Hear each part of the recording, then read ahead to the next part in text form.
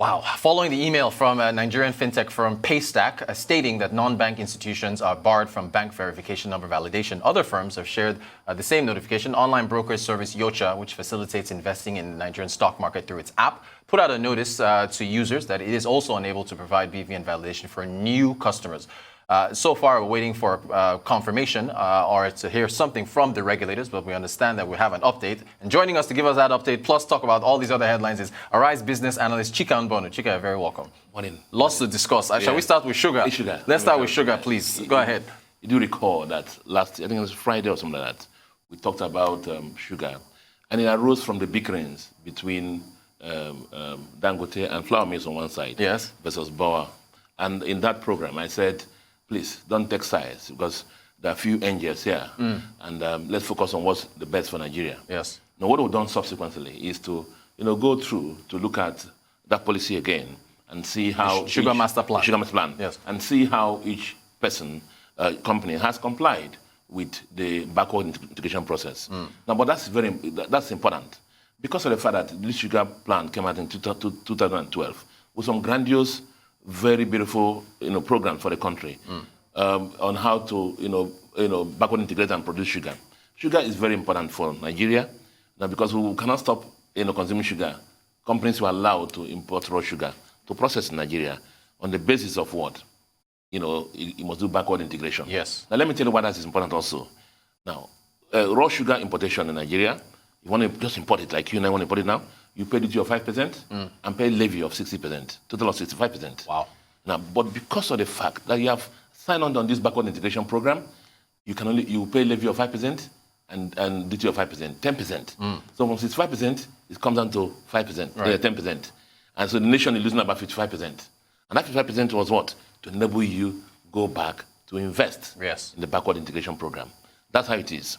And then, as I said before, programs in Nigeria are always very well done, but the issue is what? Monitoring. Right. Now, this sugar master plan was supposed to be monitored by the Sugar Council, and they had other committees to assist to do it.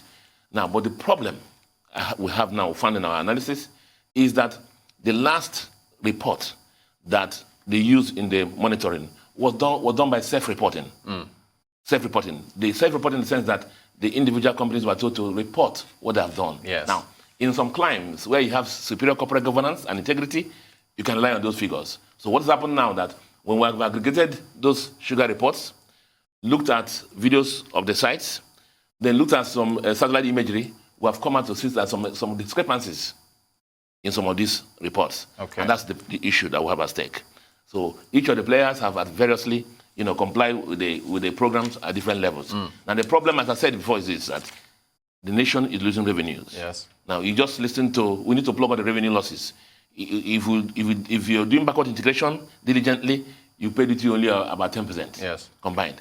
If you're not doing that, you're going to pay duty at 65%. And that's what's happening. We're losing revenue down it. Dangote, the leader, has a BIP in place substantially. He has a subsidiary, Savannah Sugar Company, that is in that is at Adamawa State. He substantially is put some things in place.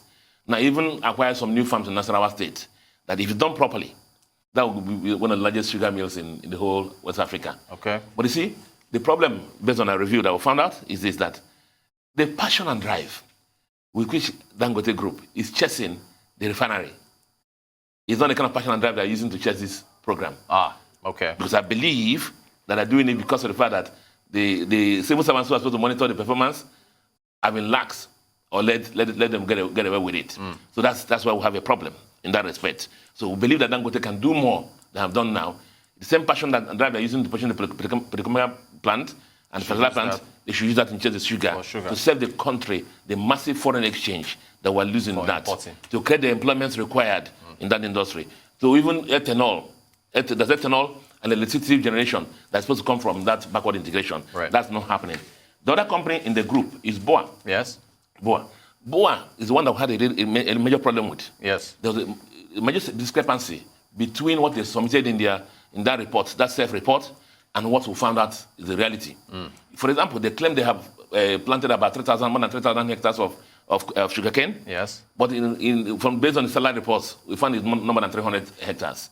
Okay. So I've tried to reach out to the executives to try and reconcile this figure for me, yes, but they have not been getting back to me. So that's a major gap. The fact that they're claiming they have done 3,000 hectares, and what could see is about 3,300 hectares. The other thing also is that the milling plant, based on this sugar plant, by now the country is supposed to have about 28 million plants. So each of the players is supposed to have some milling plants. Right.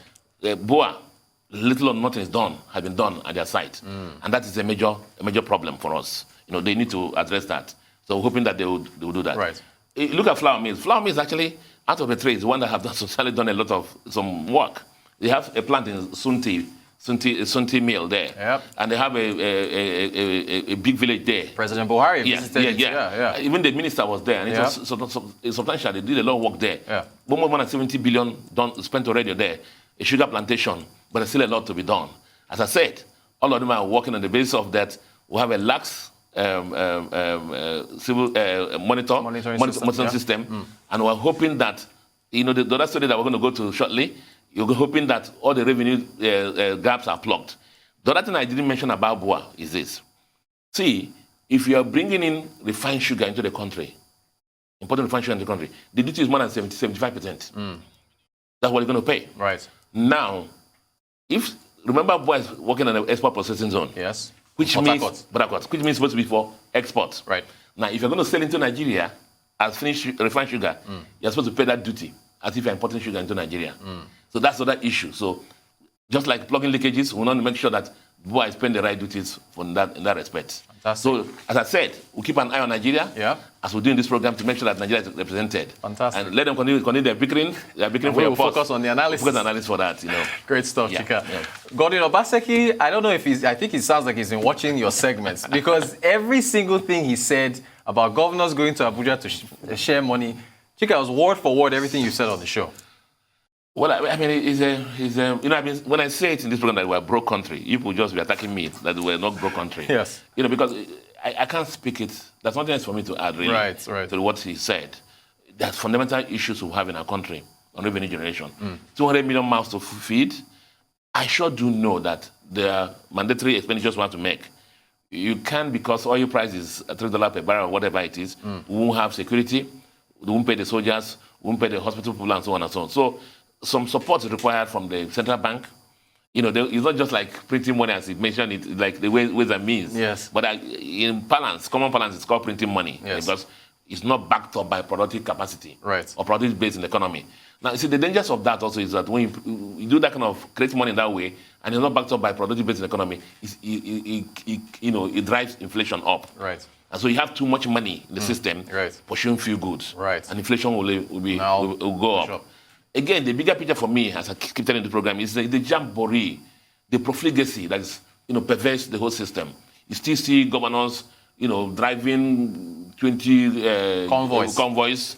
People are, the kind of profligacy that is in the country is so high. And we're not living like a country that's struggling, And for me, that's what it is. And all this is on borrowed money. And we're borrowing money to pay back interest on the loans we borrowed. Well, he said it all. He said, yeah. It's a difficult situation. And it's going to have so much impact on us. And I say, a lot of times, when you hear something has happened, like the Suez Canal, something that happened, and oil prices, go up, you just have a morbid mentality, hoping that bad things happen, so the oil prices go up. And so if oil prices go up to about $70 per barrel for over a 6-month period, maybe you will recover some sanity in our country, and so country finances, and then we move on to the next level. Fantastic stuff. We've got a couple minutes to go, Chika. Can you quickly take us through the third-party, non-bank BVN validation ongoing issues? See, okay, they say the fintech people call them disruptors. Yes. Is it disruptors? Yeah, the disruptors, yes. Yeah, And, I always look at the fintech people as, I'm a first son, as my baby brothers who want to be like me, yes, but they don't want to carry the responsibilities as they would be in the pay their dues. They pay their dues. The responsibilities with, that would be in the first. Yes. So let me put it out there. Central Bank of Nigeria, I know, is not against any fintech growth or anything like that. But you see, every economy must be regulated. You know, where there's no law, you know, bad things happen. Look at MMM that time. Look how much laws. See, we have some semblance of financial stability in the country now, and so some people think that it's just like that. You know, remove the one leg of the stool, the chair will crash. Right. See, the financial system has been divided into two groups. There's the Tier 1 people, which are the deposit money banks, mobile money operators, the PSBs, and so on and so forth. And there are the Tier 2 banks, which are like security companies, credit bureau agencies, and payment service operators. And these people, the company, for instance, has to go through NIB directly to be able to access this BVN. So that's the main issue. That's the main issue. Okay. Under CBN approval. So go through NIBs and hopefully get this resolved. Get resolved. Arise business analyst Chika Mbona. Chika, thank you so much for taking us through those headlines. We appreciate it.